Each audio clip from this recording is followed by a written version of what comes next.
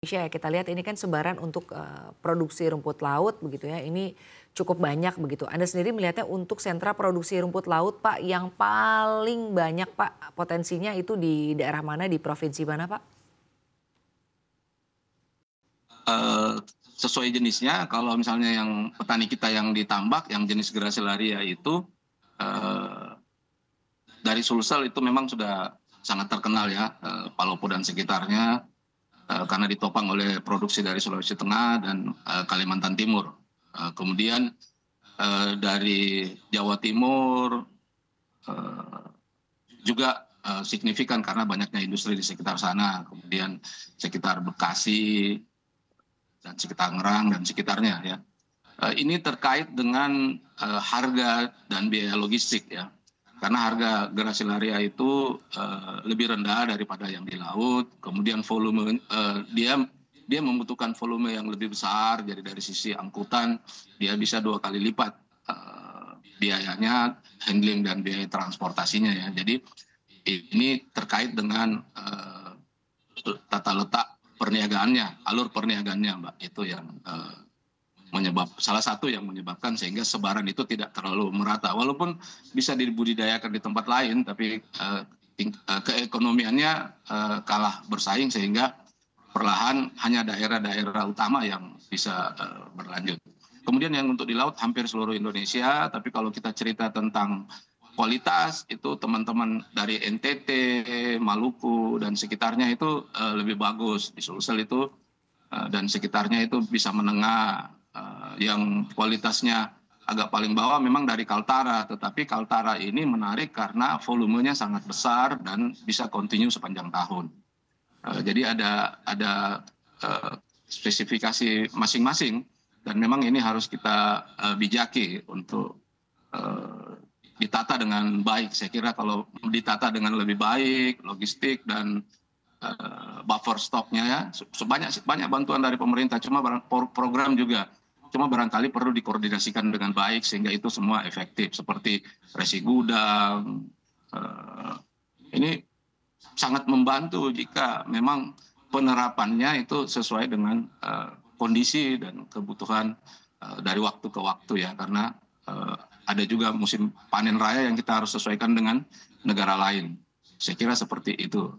Mbak, karena kita masih sangat tergantung dengan pasar global untuk raw material ini. Seperti yang saya sampaikan tadi, kita di kisaran 300 ribuan ton aja itu daya serap dalam negeri ya.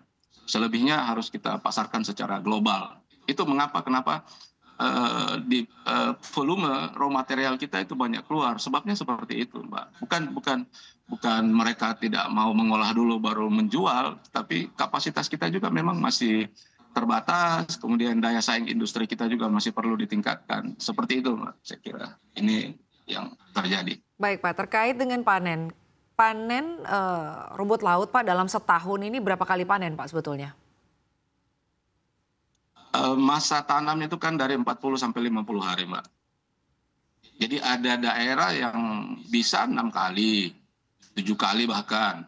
Ada yang cuma 3 kali, ada 4 kali tergantung dari kelayakan unsur nutrisi maupun curah hujan yang ada di masing-masing daerah.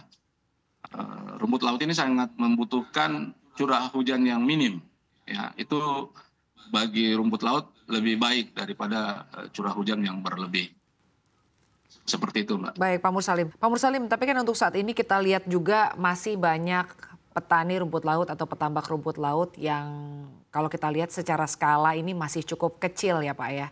Menurut pandangan Anda apa sebetulnya yang perlu dilakukan pemerintah, perhatian seperti apa yang diharapkan oleh para petani rumput laut terkait dengan hal ini Pak? Artinya bagaimana agar produksi rumput laut atau budidaya rumput laut di Indonesia ini sebagai negara kepulauan ke depannya ini akan lebih berkembang lagi, akan lebih baik lagi. Bagaimana tanggapan Anda Pak? Dan mungkin sejauh ini Pak dan juga selama ini sebetulnya seperti apa peran pemerintah? Terima kasih. Ini pertanyaan yang sangat mengena saya kira untuk kebutuhan petani kita. Kami di Arli sudah lama menetapkan standar kelayakan. Untuk yang ditambak itu, yang di pesisir, yang polyculture itu dengan udang ikan, standar produksi kita per siklus panen itu petani harus mendapatkan 5 ton kering. Nah, itu bisa ditopang dengan 5 hektar lahan plus minus ya, kalau tingkat kesuburannya tinggi ya 3 hektar cukup, tapi kalau misalnya rendah bisa lebih dari 5 hektar. Kalau untuk yang di laut, produksi keringnya kita harapkan itu 1 sampai 2 ton per kepala keluarga ya. Nanti ada yang hitungannya dengan bentangan, ada luasan hektar itu sesuai ukuran masing-masing. Tapi biasanya kalau umumnya di Sulsel dan Sulawesi di Kalimantan Utara itu mereka sistem bentangan dengan 25 meteran itu kira-kiranya sekitar 400 sampai 800 bentang pengelolaannya untuk bisa menunjang kehidupan mereka dengan lebih baik dan didukung dengan sistem tata niaga yang baik sehingga serapan mereka dari waktu ke waktu itu harganya lebih stabil dan layak secara ekonomis. Seperti itu Mbak standarnya. Baik Pak, terkait dengan budidaya rumput lautnya Pak, untuk teknologi terkini artinya untuk terus bisa mendorong produksi rumput laut Pak di Indonesia ini apakah ada teknologi-teknologi terbaru Pak? Kami mendengar teman-teman yang seperti misalnya salah satunya di Sisik, terus ada program KKP dengan kampung rumput laut atau apa yang di beberapa daerah salah satunya di Sulawesi Tenggara itu, mereka sudah mencoba beberapa metode atau modernisasi. Ada yang sekaitan dengan penggunaan alat, ada yang sekaitan dengan isu lingkungan. Hanya sampai saat ini kita belum melihat hasil yang signifikan. Perlu ditegaskan di sini bahwa rumput laut sebenarnya ini kan mudah dan murah. Cuma kadang-kadang ya tadi itu iklim usahanya yang perlu kita jaga dengan baik saya kira. Inovasi itu baik untuk kita lakukan skalanya seperti apa, kemudian sudah layak kita aplikasikan ke masyarakat. Masyarakat pasti dengan senang hati mengadopsi itu jika memang itu sesuai dengan keperluan mereka. Terus kita mesti ingat Mbak bahwa rumput laut ini semacam anugerah Tuhan bagi rakyat Indonesia ya. Kita ini income per kapita terutama di pesisir itu Mbak ya, pulau-pulau kecil dan pesisir kan rendah Mbak.